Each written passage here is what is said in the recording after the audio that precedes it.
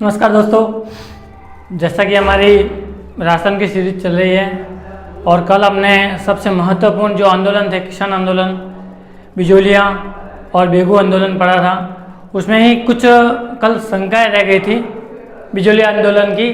तो देखिएगा, उसको शुरू होता है 1897 से 1941 और इसका जो तीसरा चरण रहता है,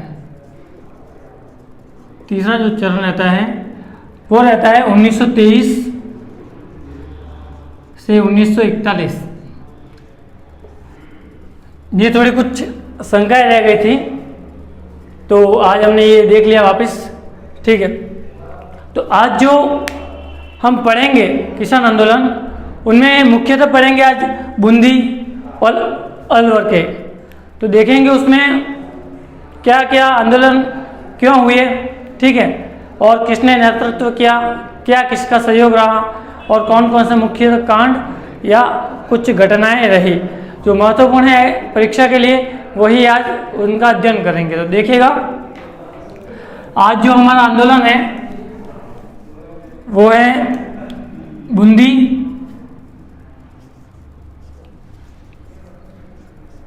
जहां हुआ था वहीं का नाम है बरड़ किसान आंदोलन।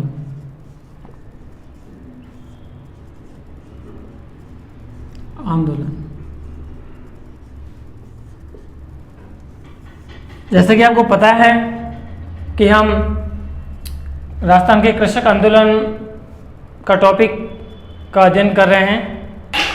तो देखिएगा, बूंदी या बरड़ किसान आंदोलन, यहाँ पर भी जैसे बिजोलिया में, बेगू में, ये जो रियासत थी वो जनता से यानी किसानों से लाख बाग और काफ़ी सारा राजस्व वसूल कर रही थी, वैसी की वैसी स्थिति बूंदी में भी थी। यहाँ पर भी बूंदी प्रशासन 25 प्रकार की लाख बाग यहाँ पर भी ले रहे थे। 25 प्रकार की लाख बाग। तो जैसे बिजोलिया और बेगू आंदोलन हुए और उनका पता चला यहाँ पे, तो यहाँ के किसानों ने भी प्रशासन यानी बूंदी प्रशासन के खिलाफ आंदोलन करना शुरू कर दिया। तो देखिएगा, राजस्थान सेवा संघ के मार्गदर्शन में राजस्थान सेवा संघ के मार्गदर्शन में बूंदी राज्य के बरड़ क्षेत्र में, बूंदी राज्य के बरड़ क्षेत्र में अप्रैल 1922 में, अप्रैल 1922 में किसान आंदोलन शुरू हुआ। किसान आंदोलन शुरू। देखिएगा, बरड़ क्षेत्र कहाँ पे है, तो बरड़ क्षेत्र बिजोलिया से मिला हुआ यानी उसकी सीमा बिजोलिया से लगती हैं। तो स्वाभाविक है, बिजोलिया जो आंदोलन हुआ उसका कुछ क्षेत्र यानी कुछ किसान यहाँ पर भी आ गए थे, तो उन्होंने आंदोलन, उनकी प्रेरणा से आंदोलन शुरू हो गया था। देखिएगा, उसका मार्गदर्शन क्या है, राजस्थान सेवा संघ ने। फिर देखिएगा, इस आंदोलन का नेतृत्व किसने किया, आंदोलन का नेतृत्व तो पंडित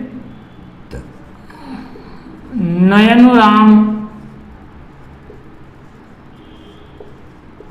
शर्मा, पंडित नयनूराम शर्मा ने इस आंदोलन का नेतृत्व किया और राम नारायण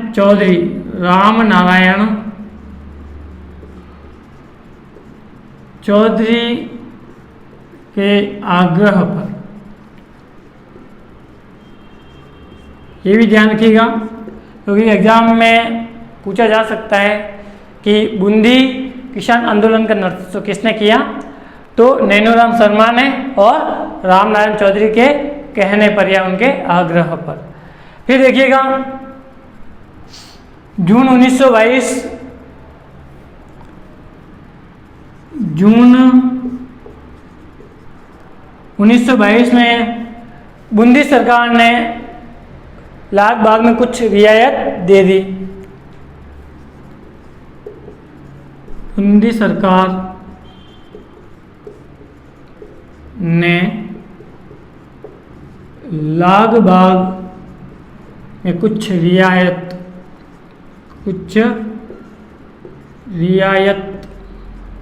दी, लेकिन क्या हुआ कि किसान थे वो माने नहीं, उन्होंने इस रियायत को अस्वीकार कर दिया।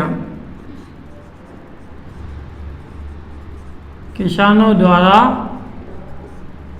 इसको अस्वीकृत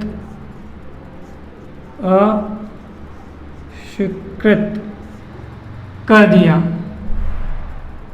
ठीक है, क्यों किया? राजस्थान सेवा संघ था, राजस्थान सेवा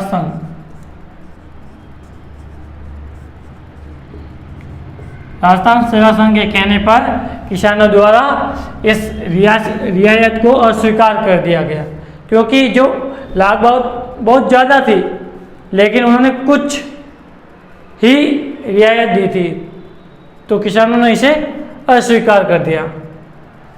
तो जैसे ये अस्वीकार करते हैं तो बूंदी सरकार ने इनके विरुद्ध दमनकारी नीति अपनाई। बूंदी सरकार ने किसानों के विरुद्ध दमनकारी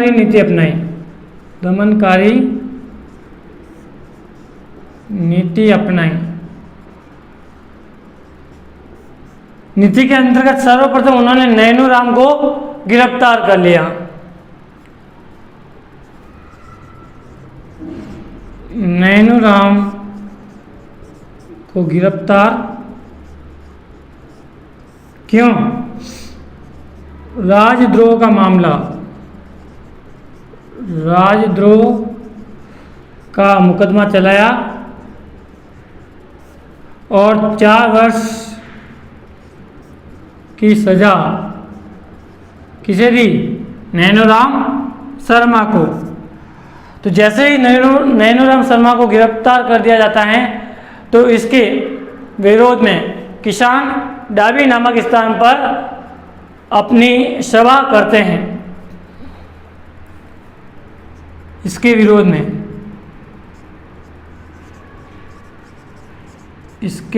में क्या करते हैं? डाबी नामक स्थान पर सभा। तो होता क्या है वहां पर? देखिएगा, इसको जब ये कुछ कर्मचारी आते हैं जिनमें थानेदार कल्याणमल, एकराम हुसैन और हेड कांस्टेबल सरदार में आते हैं और इस सभा पे गोलियां बरसा देते हैं और इसमें कई सारे लोगों की जान चली जाती है, तो इसे डाबी कांड कहते हैं। तो देखिएगा डाबी कांड कई बार सवाल पूछा गया है यहाँ से, डाबी कांड।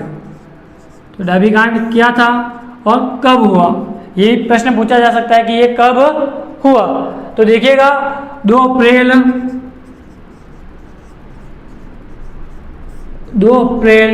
1923 में किसानों की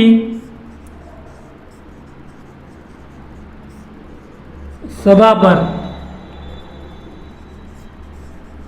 पुलिस अधीक्षक इकराम हुसैन इकराम हुसैन, नाम भी याद रखिएगा इनका, इकराम हुसैन, थानेदार कल्याण सिंह, थानेदार कल्याण सिंह, और हेड कांस्टेबल, हेड कांस्टेबल सरदार मल,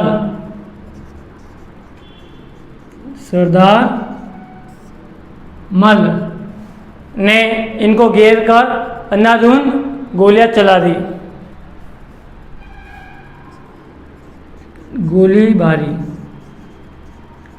ठीक है, जिसमें झंडा गीत गाते हुए नानक वीर व देवीलाल गुर्जर शहीद हो गए।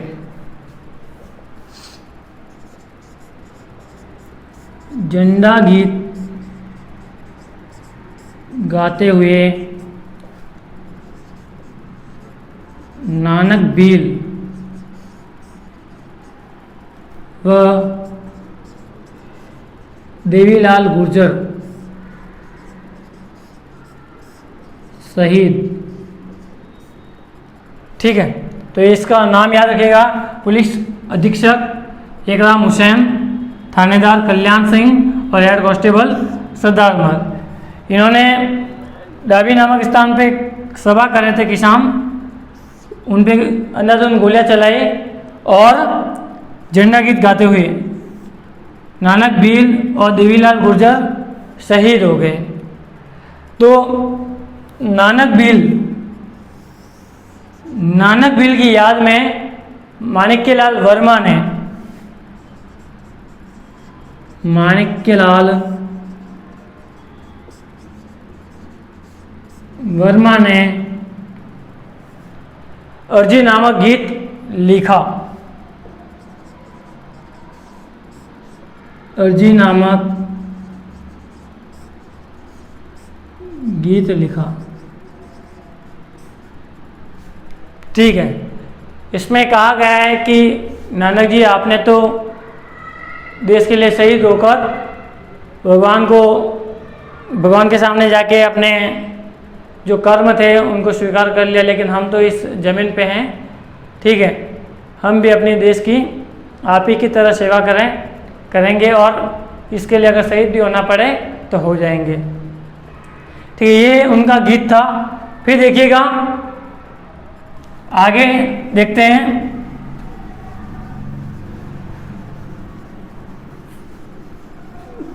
क्लियर करते हैं बोर्ड को।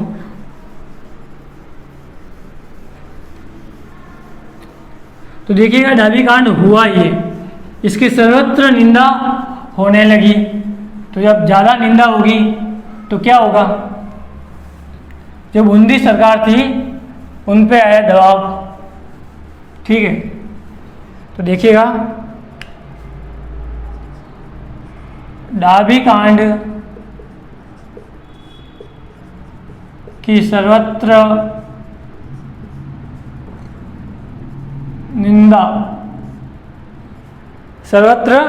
निंदा होने लगी।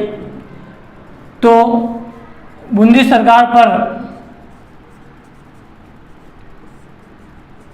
दबाव के कारण क्या किया, बूंदी सरकार ने लाग बाग व बेगार में रियायत दे दी।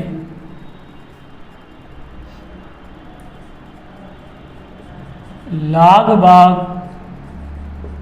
व बेगार में रियायत, ठीक है, रियायत दी, लेकिन किसान इसमें भी असंतुष्ट थे। किसान असंतुष्ट, लेकिन मान गए। क्यों असंतुष्ट थे लेकिन क्यों मान गए? क्योंकि राजस्थान सेवा संघ का सहयोग मिलना बंद हो गया था। क्योंकि राजस्थान सेवा संघ का सहयोग मिलना बंद हो गया था, इसलिए इन्होंने जो लाख भाग में रियायत दी उनको मान ली। फिर देखिएगा, जैसे ही ये मान लेते हैं आंदोलन समाप्त हो जाता है।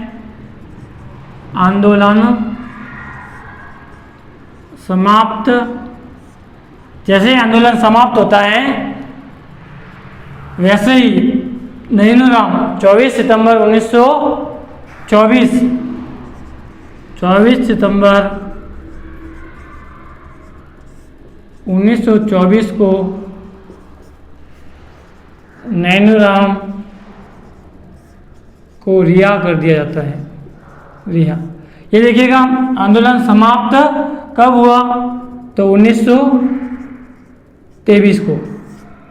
ठीक है, इस बात का विशेषकर ध्यान रखिएगा। ठीक, फिर देखिएगा अगला जो आंदोलन है वो है अलवर किसान आंदोलन, जिसमें विशेषकर हम पढ़ेंगे नीमूचड़ा हत्याकांड, क्योंकि यहाँ से काफ़ी बार प्रश्न आ चुके हैं। तो देखिएगा अलवर किसान आंदोलन।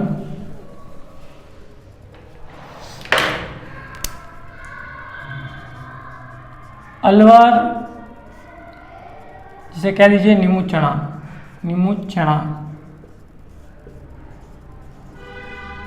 किसान आंदोलन।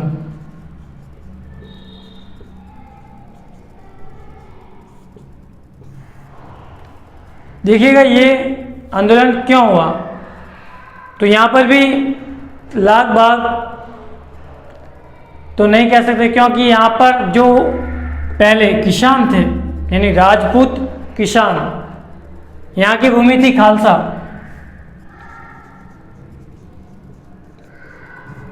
भूमि। ठीक है, यानी खालसा भूमि थी, यहाँ के कृषकों का एक खुद का स्वामित्व था, यानी जो शासक था उनका स्वामित्व ना होकर किसानों का स्वामित्व था। खालसा भूमि किसानों का स्वामित्व भूमि पर किसानों का स्वामित्व था। लेकिन जो अलवर सरकार थी, अलवर सरकार, इसने एक इजारा यानी इजारा पद्धति लागू की। इससे पहले हम देख लेते हैं कि जो किसानों का स्वामित्व था, यानी किसान इसके स्वामी थे, तो इसको क्या कहते थे, तो इनको कहते थे विश्वेदार। याद रखिएगा, विश्वेदार शब्द पूछ ले, विश्वेदार कौन थे, तो खालसा भूमि के स्वामी यानी किसान ही स्वामी थे। फिर देखिएगा ये प्रथा, इजारा प्रथा लागू कर दी जाती है। तो इजारा प्रथा के अंतर्गत ऊंची बोली लगाओ और जमीन ले जाओ। ऊंची बोली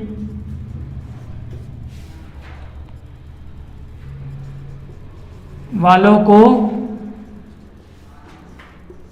भूमि का स्वामित्व दिया जाने लगा। तो इसके विरोध में, इजारा पद्धति के विरोध में यहाँ के राजपूत किसानों ने एक सभा की। ठीक है, और आंदोलन शुरू हुआ। तो देखिएगा 1923 से 24 में नई राजस्व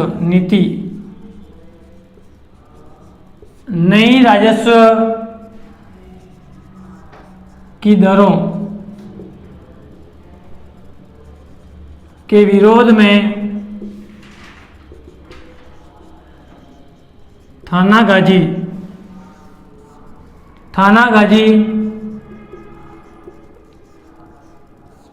बानसूर तहसील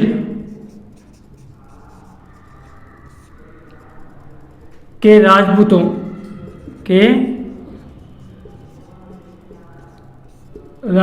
ने नई दरों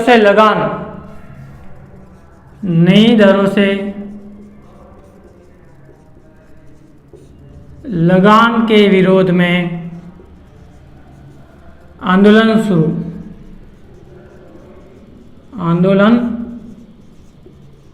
शुरू करते हैं। तो आंदोलन जैसे शुरू होता है तो जनवरी 1925 में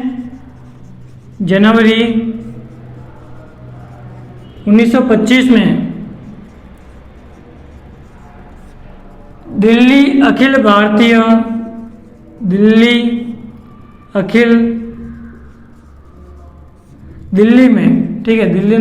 में अखिल भारतीय क्षत्रिय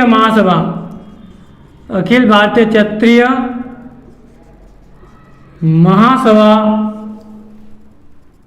अलवर के 200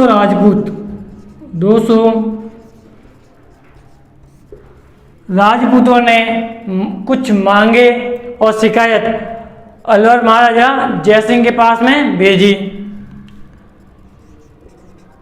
राजपूतों ने मांगे व शिकायत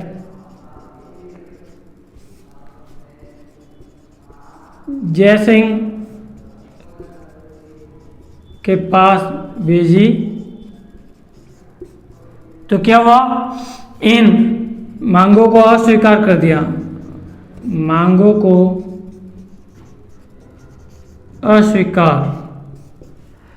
अस्वीकार करते ही इन्होंने आंदोलन शुरू कर दिया। फिर देखिएगा निमुचना कांड,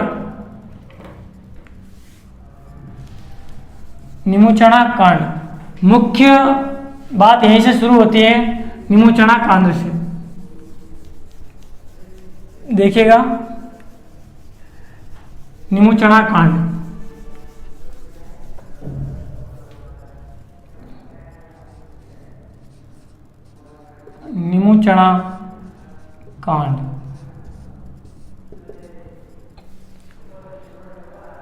जब आंदोलन शुरू हुआ तो उस समय किसानों ने एक सभा बुलाई, यानी किसान राजपूत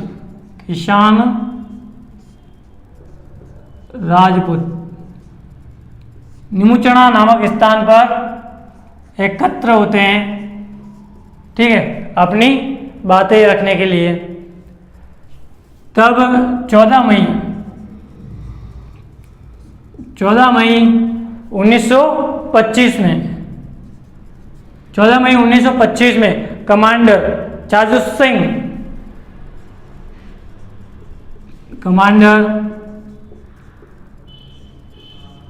चाजू सिंह, जिसे राजस्थान का डायर भी कहते हैं,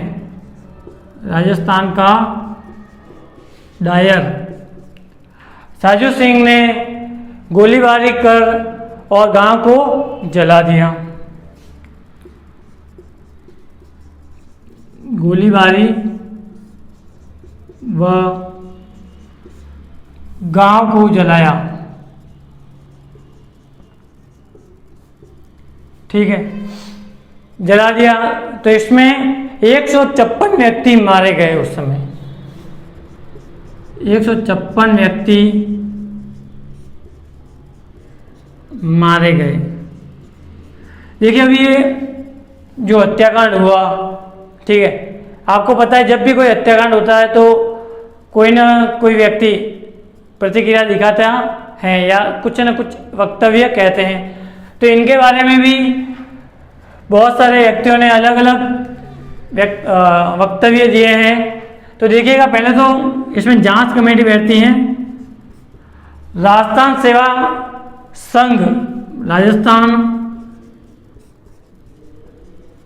संघ ने इस मामले की जांच हेतु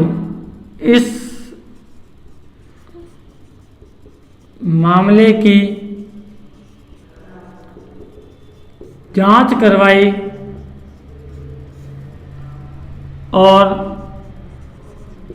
उस समय एक अखबार चलता था, उसमें 31 मई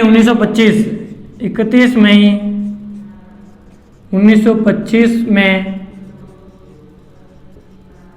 तरुण नामक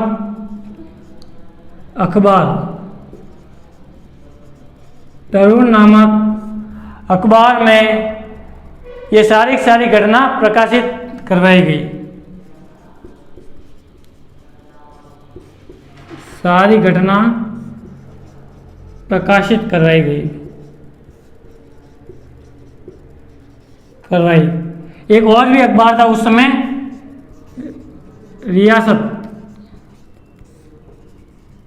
रियासत अखबार, उसने भी इस जो हत्याकांड हुआ, ये निमुचना कांड हुआ, इसको जलियांवाला बाग की तुलना की है इसने। निमुचना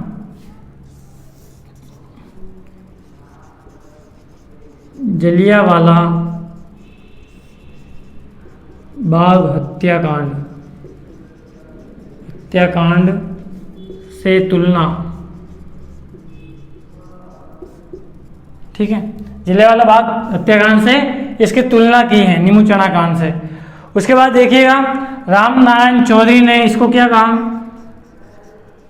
रामनारायण चौधरी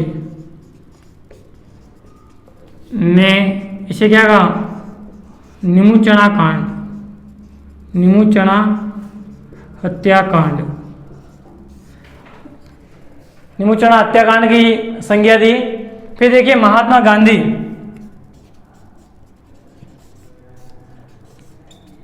महात्मा गांधी जी ने निमुचना कांड को जलियांवाला बाग हत्याकांड से भी भयंकर और दोहरा हत्याकांड बताया। जलियांवाला बाग हत्याकांड से भयंकर और दोहरा हत्याकांड की संज्ञा इसे दी है निमुचना कांड को। फिर देखिएगा ये जब इतना हुआ, अखबारों में आया, प्रकाशित हुआ, ठीक है, तो जो अलवर सरकार थी उसके ऊपर प्रेशर आने लगा, दबाव आने लगा, और उन्होंने जो पुराने बंदोबस्त थे या लाग बाग थी उनको वापस बहाल कर दिया। तो देखिएगा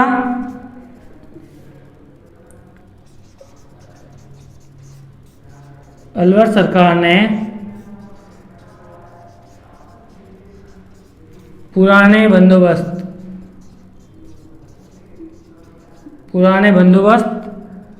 व लाग बाग पुनः लागू कर दिए, लाग बाग पुनः लागू, और इसके साथ ही आंदोलन समाप्त होता है। आंदोलन समाप्त। एक बात याद रखिएगा कि इसमें स्त्रियों की भी महत्वपूर्ण भूमिका रही है। इसमें सीता देवी ने स्त्रियों का नेतृत्व किया है, स्त्रियों का नेतृत्व किया है, मुख्य रूप से याद रखिएगा इस बात को, ठीक है। इसके साथ ही हमारी ये जो अलवर किसान आंदोलन है जो समाप्त होता है, आगे हम देखेंगे उसके कुछ और भी आंदोलन हैं उनके बारे में। धन्यवाद।